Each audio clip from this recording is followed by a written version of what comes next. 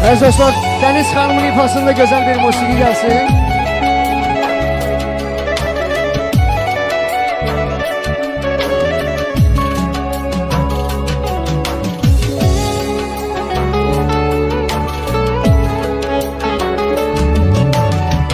Könlüme inan verdi bir nəğmənin bəstəsi.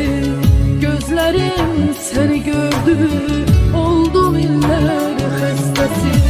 Könlüme inan verdi bir nəğmənin bəstəsi.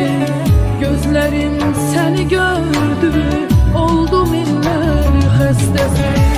Qəmə könül bağladı, dərdimi çoxu bilmir. Sensiz qalb ağladım, gözlerim yoxu bilmir.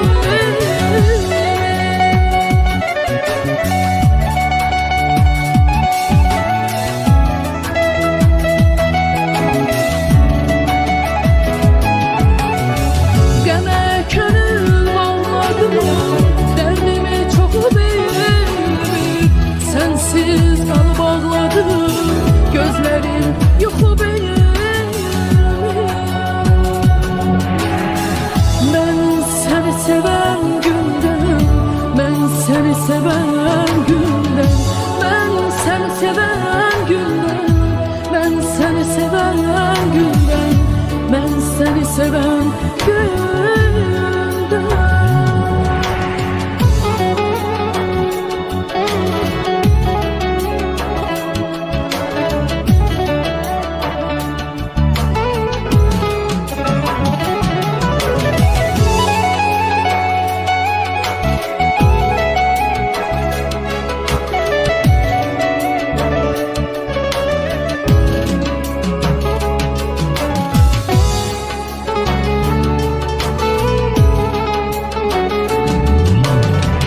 Ömrüme yeller esti, ben öfşetek solmuşam. Dindirme daha besti, yaman kömre olmuşam. Ömrüme yeller esti, ben öfşetek solmuşam. Dindirme daha besti, yaman kömre olmuşam. Qəmə könül